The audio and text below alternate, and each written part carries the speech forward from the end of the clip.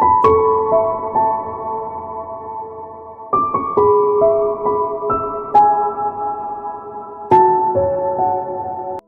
باللہ من الشیطان الرجیم بسم اللہ الرحمن الرحیم نحمدہ و نصلی علی رسول الکریم انشاءاللہ ماشاءاللہ سبحان اللہ. السلام علیکم ورحمۃ اللہ وبرکاتہ. آج 3 جون ہے. 3 جون 1999 کو میرے ساتھ موبائل ہوا تھا، بلکہ یوں بولے کہ 3 جون 1988 کو مرزا طاہر نے موبائل آفر کیا تھا، اور 3 جون 1999 یعنی ایگزیکٹلی 11 سال بعد میرے سے موبائلہ ہوا تھا. اب موبائلہ کیا ہے؟ موبائلہ یہ ہے کہ جب آدمی بحث کرے، دو الگ الگ لوگ تو اور ایک دوسرے کو کنونس نہیں کر سکے مذہبی معاملے میں، تو جب وہ نالج کا ایکسچینج ہو جائے لیکن دونوں ضدی رہیں کہ ہم صحیح ہیں ہم صحیح ہیں، تو اس شکل میں ایک دوسرے کو موبائلہ آفر کرتا ہے. لیکن موبائلہ آفر کرنے کے بعد موبائلہ نہیں ہوتا ہے. موبائلہ اس وقت ہوتا ہے جب دونوں فریق ایکسیپٹ کر لے. ایک نے آفر کیا، دوسرے نے ایکسیپٹ کیا، پھر موبائلہ ہوگا. جیسے رسول پاک صلی اللہ علیہ وسلم نے کرسچن کو موبائلہ آفر کیا تھا، وہ بھاگ گئے تو موبائلہ نہیں ہوا. تو موبائلہ کا کوئی بھی ٹرک ڈیم نہیں کیا. تو موبائلہ کا شرط یہ ہے کہ دونوں سائڈ ایگری کرے، اور دوسرا شرط یہ ہے کہ موبائلے کے پہلے ایکسچینج آف نالج ہونا چاہیے، ڈسکشن ہونا چاہیے. ڈسکشن ہونے کے بعد جب ضدی ہوں تو پھر ہوتا ہے. تو اب ڈسکشن کا مرحلہ پہلے آپ کو بتا دیں کہ موبائلہ جو ہوا تو کس مضمون کے بنیاد پر ہوا.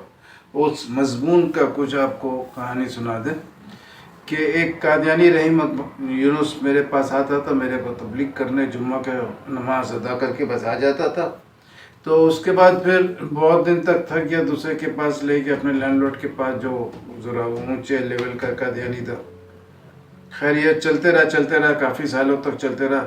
1982 میں نے مضمون لکھ دیا اور اس کے بعد استعمال کیا. لیکن 1991 میں سید ممتاز کاظمی صاحب کرتبہ مسجد کے جو بعد میں بلڈر بھی بنے اور جنرل سیکرٹری بھی بنے، ان کو میرا مضمون نظر آیا. تو انہوں نے اس زمانے میں کمپیوٹر بہت کم ہوتا تھا، وہ ان کے پاس تھا کمپیوٹر، اس میں کمپوز کرائے، گرافکس کرائے، اور پھر اس میں نے کچھ 50,000 روپے کا انعام رکھ دیا. اور جمعہ کے نماز کے بعد قادیانی احمدی ہال میں جہاں جمعہ کا نماز ہوتا تھا، تو وہاں ہم گیٹ کے پر جا کر جو قادیانی لوگ آ رہے تھے اندر مسجد میں داخل ہوتے، گیٹ پہ ان کو چیلنج والا مضمون دے رہے تھے. کاظمی بھائی بھی تھے اور میں بھی تھا.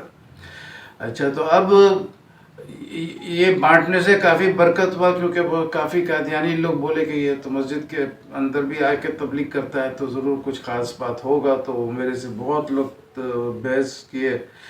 خیر یہ لمبا کہانی چلا، جواب کوئی نہیں دے سکا. پھر الفضل انٹرنیشنل جو ان کا آفیشیل میگزین ہے، اس میں ایک جواب دیے یہ لوگ، اور اس کا ٹائٹل رکھے تھے کہ علمی معجزہ، مرزا غلام احمد کے دور کا علمی معجزہ. اور اس میں مزے کا بات یہ تھا کہ میرا انعامی پوائنٹ کا ذکر تک نہیں کیا. اچھا، تو علمی معجزہ بولا اور یہ جب بول کے جان چھڑایا. حضرت ابن مسعود رضی اللہ عنہ کا قول ہے کہ ہر سوال کا جواب دینے والا پاگل ہوتا ہے. تو میں نے بولا اب جواب دو گے تو پاگل ہو جاؤ گے، اگر جواب نہیں دیتے ہو تو تمہارا آرٹیکل کا جو وہ ہیڈنگ ہے علمی معجزہ، بغیر علم کے علمی معجزہ کیسے ہوگا؟ تو میں نے بولا 10 لاکھ روپیہ دوں گا اگر مرزا طاہر میرا سوال ریپیٹ کر دے، انعامی سوال، اور اس کے بعد بول دے کہ فلاں پیراگراف فلاں صفحے میں جواب موجود ہے. صحیح غلط نہیں، بس بول دے فلاں پیراگراف میں 10 لاکھ لے لو. لیکن کوئی پیراگراف تھا نہیں اس لائق کہ وہ اس کو پیش کرے کہ یہ اس کا جواب ہے. تو اس کے بعد پھر بات آگے بڑھ گئی. تو میں نے ایک دفعہ موبائلہ آفر کر دیا. میرے گھر میں بہادر آباد کراچی میں ایک قریب میں ایک پارک تھا، تو ادھر میں نے موبائلہ آفر کر دیا. اور اس موبائلے میں وہ لوگ شرکت تو نہیں کیے، تو موبائلہ ہوا تو نہیں، لیکن موبائلہ آفر کیا. وہ 23 مارچ تھا 1999. تو اس کے بعد پھر یہ واقع جون میں، تو میرے خیال سے 99 ہی ہوگا، یہ ذہن میں نہیں آ رہا. اچھا بہرحال تو 3 جون 1999 کو پھر ایک میٹنگ تھا محمد عثمان عبدالرحمن مربی کے ساتھ، ہم بھی اپنے ساتھیوں کے ساتھ تھے ادھر. تو انہوں نے کہا کہ بھائی ہم مضمون کا جواب نہیں دیں گے، لیکن آپ چاہو تو مباہلہ کر لو، آپ مباہلہ کرو. میں نے فوراً قبول کر لیا اس کا آفر، اور میں انگلش میں مباہلہ ایگریمنٹ کو لکھ رہا تھا، وہ اردو میں لکھ رہا تھا. اور لکھتے ہوئے فرشتوں نے میرے دماغ میں براہ راست کچھ ایک سینٹنس ڈکٹیٹ کر کے ڈالا، جس کے ایک ایک الفاظ میرے ذہن میں آ گیا کہ یہ لکھنا ہے. تو میں نے مربی عثمان سے کہا کہ بھائی یہ پوائنٹ ہے کہ ایگریمنٹ میں لکھیں گے subject of discussion reward bearing question of Ilyas Sattar. تو اس نے بولا ہاں یہ تو بالکل صحیح ہے، اسی وجہ سے تو کر رہے مباہلہ، آپ کے مضمون کی وجہ سے. تو اس کے بعد پھر میں نے انگلش میں لکھ دیا subject of discussion reward bearing question of Ilyas Sattar, اور اس نے اردو میں ٹرانسلیٹ کر کے لکھا موضوع بحث الیاس ستار کا انعامی چیلنج والا مضمون تھا. اب یہ مباہلہ جو ہوا تو اس میں آپ کا ریویو آف ریلیجنز ان کا ایک بہت پرانا میگزین ہے، مرزا غلام احمد کے دور کا، 100 سال سے بہت پرانا.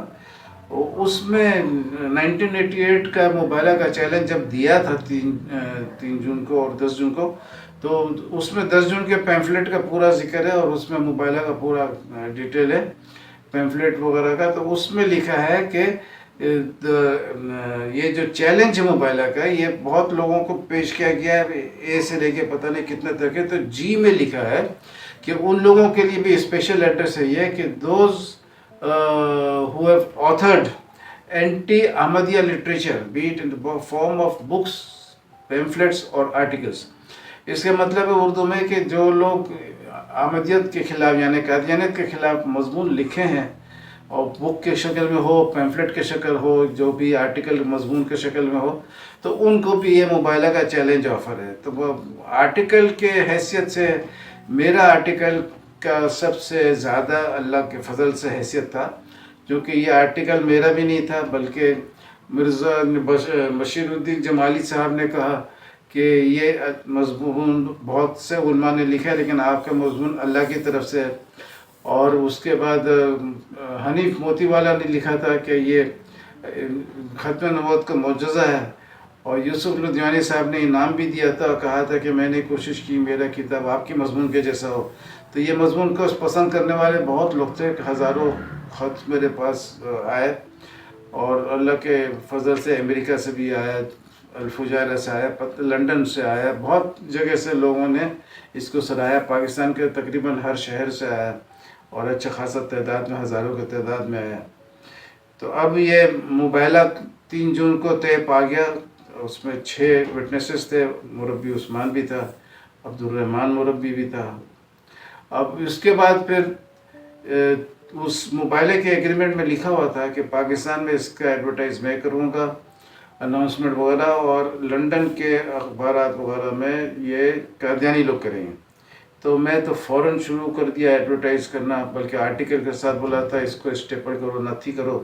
تو میں نے پیلے کاغذ میں پرومننٹ کر کے اور اپنے آرٹیکل کے ساتھ نتھی کر کے بھی شائع کیا. تو اس کے بعد پھر 30 جولائی کو شرط نہیں تھا جلسے میں اناؤنس کرنے کا، لیکن مرزا طاہر نے جلسے کے اندر اعلان کیا کہ مباہلہ 3 جون کا وہ ایکسیپٹ کر چکا ہے. تو یہ ایک بہت ہی خوبصورت اضافہ تھا مباہلے میں کہ ٹی وی میں میرے خیال سے یہ پہلا مباہلہ جس کا اناؤنسمنٹ ہوا، اور جلسے میں بھی میرے خیال سے یہ پہلا مباہلہ جس کا اناؤنسمنٹ ہوا. تو یہ بہت اچھا خوبصورت اناؤنسمنٹ تھا. اور اس میں مرزا طاہر نے بولا تھا کہ ہمارے بھولے بھالے مربیان کو کوئی حق نہیں تھا کہ اس قسم کا چیلنج کرتے، یہ وہ کرتے، لیکن وہ ہمارے احمدی فوج کے لڑنے والے ہیں، انہوں نے قبول کر لیا، میں قبول کرتا ہوں. میں آپ کے سامنے یہ بات کھول رہا ہوں کہ یہ 1 سال مباہلہ کرنے والے کو جھوٹا ثابت کر دے گا.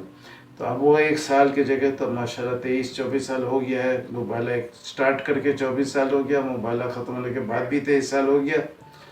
تو اب بات یہ ہے کہ مرزا طاہر نے 30 جولائی کو بولا تھا، لیکن شرط تھا کہ لنڈن کے اخبارات وغیرہ میں قادیانی لوگ پرنٹ کریں گے. 20 اگست 1999 کو سب سے پہلے ادھر کے اخبار میں خبر آیا کہ مباہلے کا خبر.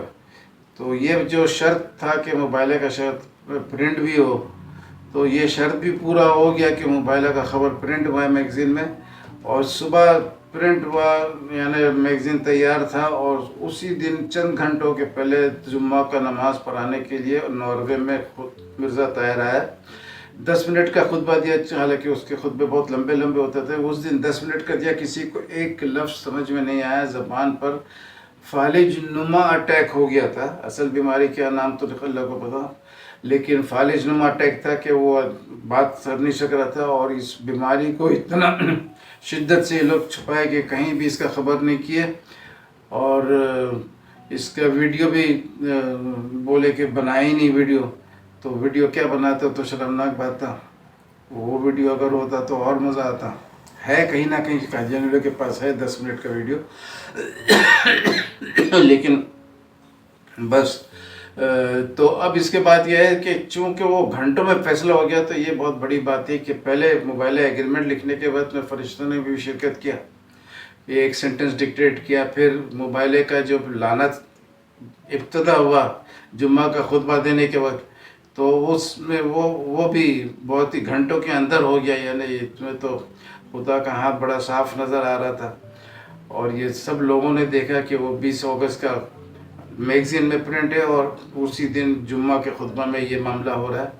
تو یہ مباحلہ بہت ہی خوبصورت مباحلہ تھا، اور اللہ کے فضل سے میں اور بھی مباحلہ کر چکا ہوں، ایک مباحلے میں تو ہار شکست کر لیا تھا، اور باقاعدہ ویڈیو بنا اس کا کہ وہ ہار شکست کیا اور وہ گلا ولا ملا۔ دوسرا مباحلہ تھا، اس میں بھی مانتا تو نہیں ہے، لیکن یہ ہے کہ وہ مدلل طور پر ہار گیا، اور یہ والا مباحلہ تو ایسا ہے کہ اس پہ تو جتنا تعریف کیا جائے، جتنا اس کا اللہ کا شکر ادا کیا جائے، تو یہ بہت کم ہے، اور یہ مسلمانوں کے لیے اہم خبر نہیں ہے، بلکہ یہ کرسچن یہودی سب کے لیے اہم خبر ہے کہ دیکھو اسلام کا خدا ہے، زندہ خدا ہے، اور واللہ خیر الماکرین ہے، اور مباحلہ میں اپنا فیصلہ سناتا ہے، اور بڑے خوبصورتی سے سناتا ہے کہ لعنت برسایا تو جمعہ کے خطبہ کے دوران برسا دیا۔ تو اس کے اوپر آپ لوگ سب غور فکر کریں، فرشتوں کو بھی یاد رکھے، اللہ کے گھنٹوں کے فیصلوں کو یاد رکھے۔ تو اور اس کے بعد آپ سے اجازت لیتے ہیں، لیکن آپ سے بار بار مخاطب ہوتے رہیں گے، اس لیے کہ معاملہ ایسا ہے کہ اس میں خاموشی ہم نہیں اختیار کر سکتے ہیں۔ وآخر دعوانا الحمدللہ رب العالمین۔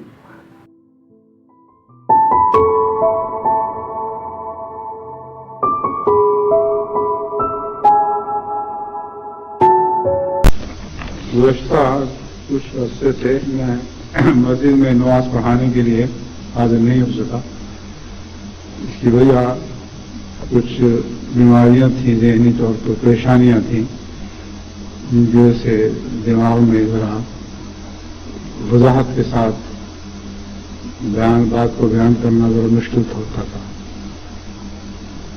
بہرحال ان پریشانیوں کی بڑی وجہ تو گزشتہ سال کے جلسہ کی ایک عظیم شان کامیابی اور خدا کا بہت بڑا احسان تھا، جس میں اس نے ہماری ایک خواہش کو پورا کر دیا کہ ہم 1 کروڑ ہو گئے۔ اس کے بعد کچھ تو ملاقاتیوں کی وجہ سے ذہن پہ پریشانی رہی، کیونکہ 21,000 مرد اور عورتیں سارے ملنے کے لیے آنا چاہتے تھے، اور شاید دوستوں کو معلوم نہیں کہ جلسے سے بہت بڑھ کر، اس کی ساری تقاریب سے بڑھ کر ملاقاتوں کا بوجھ ہوتا ہے۔ اس میں اچھی خبریں سنانے والے بھی تھے اور بری خبریں سنانے والے بھی تھے، نہایت تکلیف دہ حالات بتانے والے بھی ہوتے تھے، ایسی عورتیں بھی تھیں جن کی زندگی غم اور فتنوں سے پاگل ہوئی ہوتی تھی۔ تو سارے بوجھ وہ میرے ذہن پر خود بخود لاگتے رہے، اور بے انتہا پریشانی ہوئی۔